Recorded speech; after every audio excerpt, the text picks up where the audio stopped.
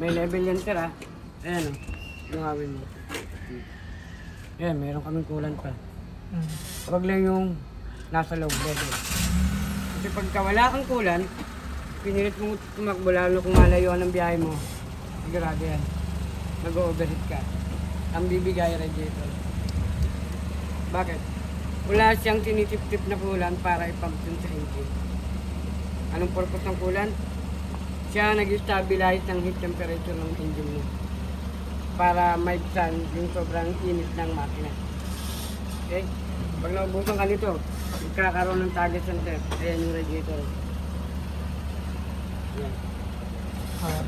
Okay? Magkakaroon yun ng pinakamahabang leak sa ilalim. Pagka nag-overheat yan, baka magulat ka na lang may apoy nang lalabas dito.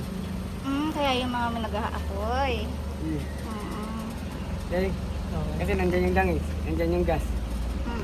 Yung sobrang init ng makina mo na hindi nasuportahan ng kulan, apoy na yan. Okay?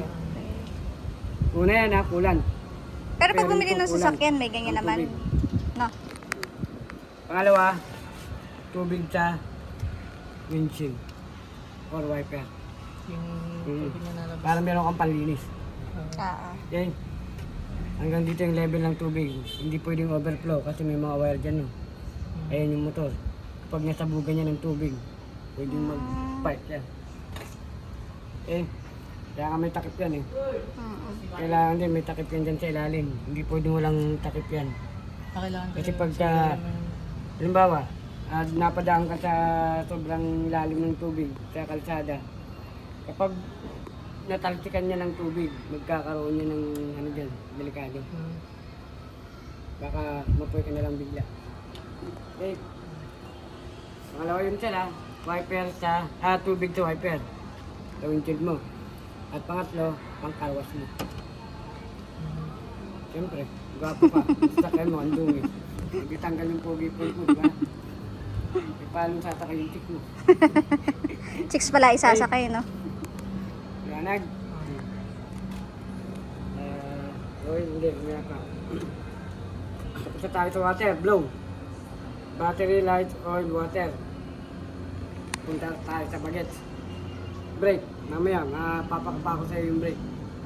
Then air, tamang hangin ng gulong. Kapag ang sukat ng mag mo, size 16 o 17, ayan yung klase ng gulong. Yung mag.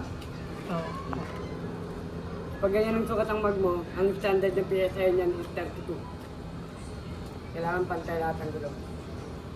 Ganon din yung extra mong gulong. Huwag kang babiyahe na wala kang extra gulong. Okay? Kailangan nakaset up na yung hangin din ng extra mong gulong. 32 PSI yan sir ha. Pwede kang mag-35, basta gamitin mo lang sa gabi. Kung meron ng tingkad ng araw sa araw, magbawas ka, gawin mong standard 32. Bakit? Kapag sobrang hangin ng gulong mo sa apat na yan, at gamitin mo sa tingkad ng araw, papansin yung semento merong evaporation. Yung parang may tubig-tubig pag malayo. Na-absorb ng rubber yan. Kaya habang umiikot ang gulong, dadagdagan ng hangin. Kahit brand new pa ang exterior mo, bukang sasabit yan. Okay? Era, next, gas. Automatic kasi. Sa dashboard, merong indicators o light indicators ang gas. Kaya huwag mong kakalimutan. Halimbawa, pagkatapos kong gamitin, siguraduhin mo bago ka makauwi, merong enough gas para kinabukasan mo. Wala nang hassle. Dahil pagka nagkaroon ka ng sakit na amnesia, nakita mo na yung light indicator sa dashboard, dinedma mo. Pagka tumatakbo ka, nag-auto shutdown yan, sira ang transmission mo. Nagkakaroon ng pakamayang yung engine mo. Okay? Air gas. Engine na tayo. Ayan, engine. Start mo muna yung makina. Warm up mo muna ng 10-20 minutes. Then, bomba-bomba ng gas. Pakinggan mo yung tunog ng makina. Pag merong kumakalansing, o di mo maintindihan na bakal, ito yan, ang pinaka-main symptom. Yung motor. Ang tawag dyan, alternator. Itong ano? Yung belt. Okay. Kapudpud na yan. At yung bearing at pulley. Yung bearing?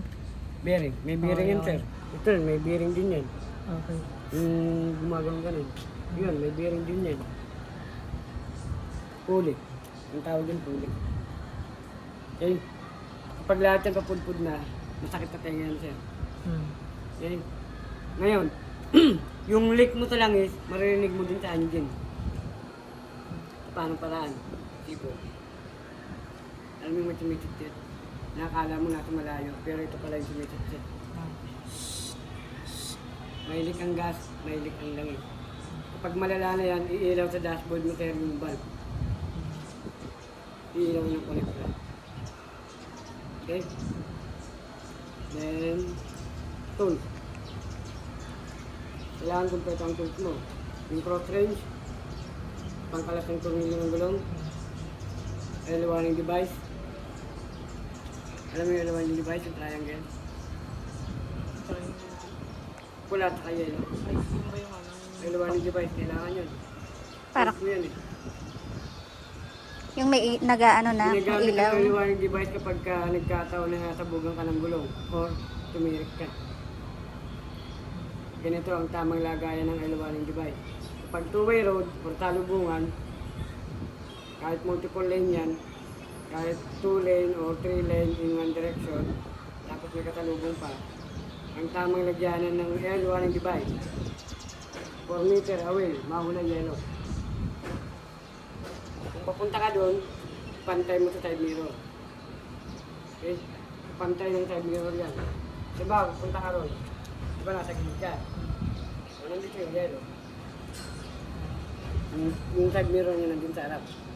Okay? 4 meter away. Wala, nasa likod. Okay? At kung one-way road, ibig sabihin, isang daan lang yan. Sa tamang direction lang. Walang salubungan dyan. One way eh. Nasa likod lahat.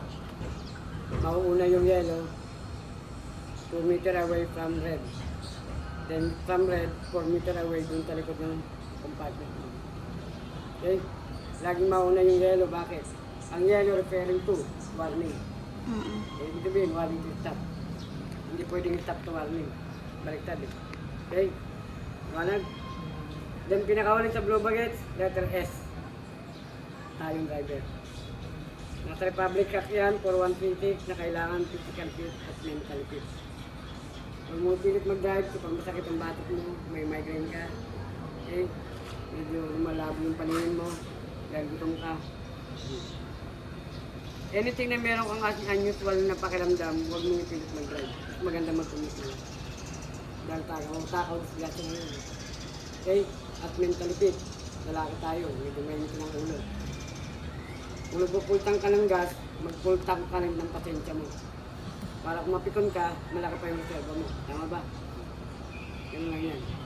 Blow baget sir ha. Battery, light, oil, water, brake, air, gas, engine, close strike. Tandaan mo na. Okay? Blue bagets. Dun naman sa taas namin, merong Meron dong ano. blow baget. Picturean mo ngayon mamaya na.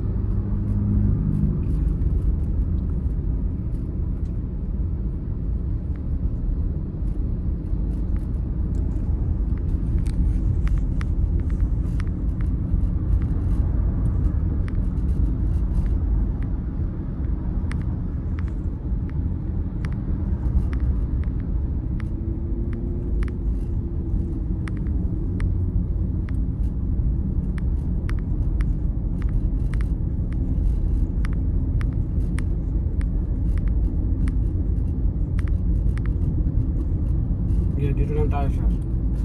Okay.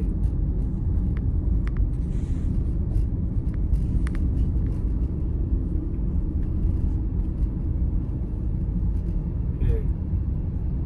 Gas konti. Gas konti. Signal kaliwa. Control ng brake.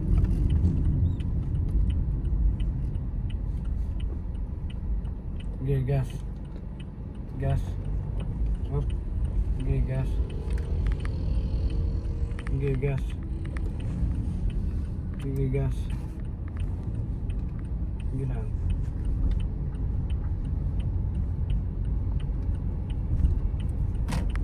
Okay, gas. Up, yeah. Brake. How do you find there?